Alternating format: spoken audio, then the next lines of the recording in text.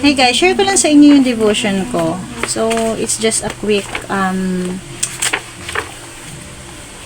it's just a quick reflection. So, alam naman natin na in everyday, we should always seek God first and seek His Word as well.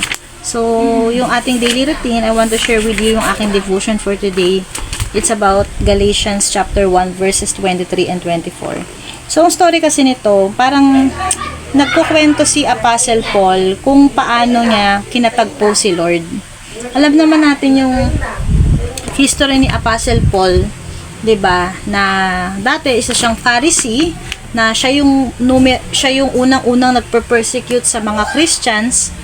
And then suddenly nung nakakilala siya kay Lord sa Damascus, 'di ba? Nabulag siya na for several days hindi siya nakakita. Na-encounter niya si Lord sa Damascus. Tama ba? Sa Damascus. Nabulag siya and doon siya nagkaroon ng turning point na para siyang talagang tunay siyang naligtas. Ayan. So ito siya. Sabi dito, then after 2 years, I went up to Jerusalem to visit Cephas and remain with him 15 days. But I saw none of the other apostles except James, the Lord's brother. Then I went into the regions of Syria and Cilicia, and I was still unknown in person to the churches of Judea that are in Christ. They only were hearing it said, "He who used to persecute us is now preaching the faith that he once tried to destroy, and they glorified God because of me." Nakwento nga niya dito na yung mga tao doon sa Cilicia and Damascus, yung dati na pinapersecute sila, na gusto silang ipapatay, mga Christians doon. Then ngayon, nakita naman nila kung paano siya na-convert, 'di ba? Ginagamit na siya ng Lord for ministry, siya yung masigasig na nagbabahagi ng salita ng Diyos, 'di ba? At nakita naman nila yung transformation na ginawa ni God kay Paul. So, ang reflection ko dito is reflection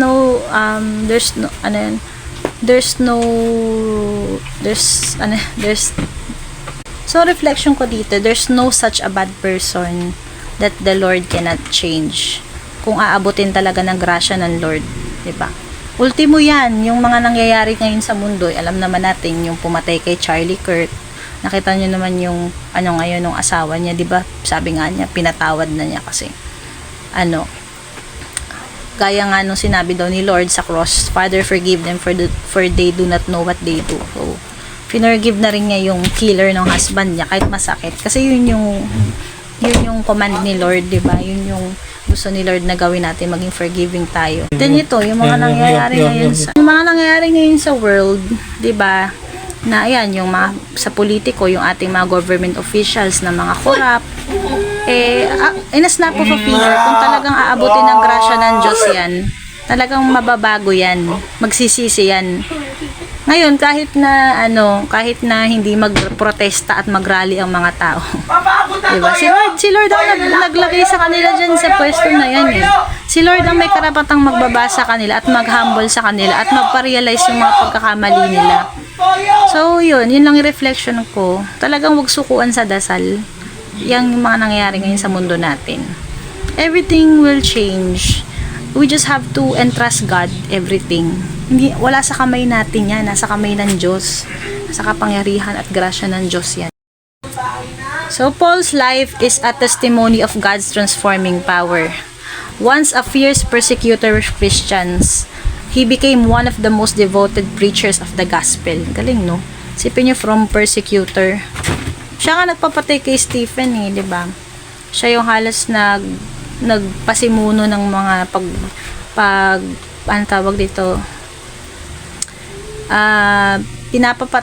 pinapersecute niya, pinapapatay niya lahat ng mga Kristiyano.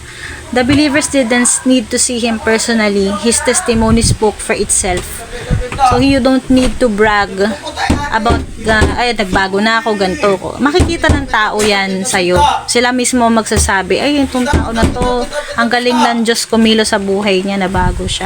His change of heart brought glory to God, not to himself, because true transformation always points people back to God, not the person.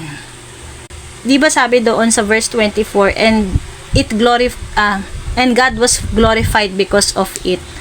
Yung nangyari kasi na transformation kay Paul from being such a bad person, then being a God's very valuable servant and preacher of the gospel. Hindi naman si Paul ang nag-gain ng glory but si God. Ma-realize ng tao that God is really, there's nothing impossible with the Lord, na yung walang hindi kayang abutin yung grace ni Lord. Like Paul, our past doesn't define us, God's grace does. People may remember who we used to be, but what matters is who we are in Christ. Minsan yung mga tao sa paligid mo, ay, ito si ano, ganito yan eh. Parang, yun ka na, kung ano yung impression nila sa'yo. They are, we should not let them define us. Kasi yung identity natin is na kay Lord. Hindi yung past, hindi base sa past mo, or mga nagawa mo. People may remember who we used to be, but what matters is who we are in Christ. Our story, even with its brokenness, can bring encouragement to others and glorify God. Every change in us should reflect God's power and not our own efforts. So we must live in a way that when people look at us, they see evidences of God's work and are led to praise Him. So that is my devotion for today, and also my prayer na lalo ngayon that we are living in a very fallen, broken, crazy, messy, chaotic world. Mas lalo nating kailangan talaga si Lord. Ngayon nga, ang dami ng Christians ang nag-step up, bold enough to preach or share the gospel. Pero antayin mo bang may mangyari pang ganito para ka lang mag-step up to preach about the Lord, about His word, sharing His love and grace and forgiveness? Dapat ngayon pa lang, before you even share Him, alam mo sa sarili mo that you really talagang ikaw mismo makita sa'yo that Christ is in you. Diba? You cannot share what you don't have. So, kahit hindi ka nga mag-share, makita lang nila yung changes, transformation sa buhay mo. Malaking impact na yun sa kanila. And it glorifies God, diba? Yun yung mag-glorify kay Lord. So, let's pray for our government, diba, dito sa Philippines, and not just here, but also for the whole world, for the other countries din. Kasi marami pa guys hindi nakakilala kay Jesus. Pagka halos lahat na ng mga tao sa buong mundo, as in sa lahat-lahat, entire world and sa lahat ng bansa ay makakilala kay Jesus Christ, that's the time He will come back. Pero yung mga nangyayari ngayon is these are all signs of the times. We are living in the last days. So we need to, sabi nga nung nabasa ko ang post nung shinare nung ka-church namin, mag-double time ka na kasi time is running out. Jesus is coming back. So what do you want Jesus to see when He comes back? Ano yung ginagawa mo? What are you investing your time on? Ano yung meron ka bang nagagawa mo ba yung purpose mo? Nagsuserve ka ba sa Kanya? Are you living in sin? Are you hiding something? How do you love others? How you love your family? How you treat them? Or are you living just for yourself? For your own benefits, diba? Para or kung Christian ka man, parang benchmark ka na complacent Christian na okay na ako, basta save na ako, bakit hindi ko na need mag-serve, ba't ko pa need mag-share? No, it's not like that. We are not called to be this, parang ano ka, dekorasyon ka lang, 'di ba? Syempre mag-serve ka, yun yung calling mo, mag-witness ka for the gospel. Oh, ayun. Yun lang. Nothing more to say. Just hindi kasi ang dami lumalabas sa newsfeed about yung mga rally na yan. Sabi ng isa kong friend, bakit hindi ako nag-join? Sabi ko, ang Christians kasi we are not called to participate sa mga protests eh. It doesn't mean wala kang pakialam sa country mo. Of course, andun yung heart mo for your fellow Filipinos and for those na mga corrupt na na mga politicians and mga authorities natin. Syempre nakakagalit, pero ano magagawa mo? 'Di ba? Ang magagawa mo lang is ipag-pray sila kasi si Lord pa rin ang in control eh. At siya yung naglagay sa kanila doon. Sabi nga sa Romans 13 everyone should submit to the governing authorities because it is God who puts them in their places, 'di ba?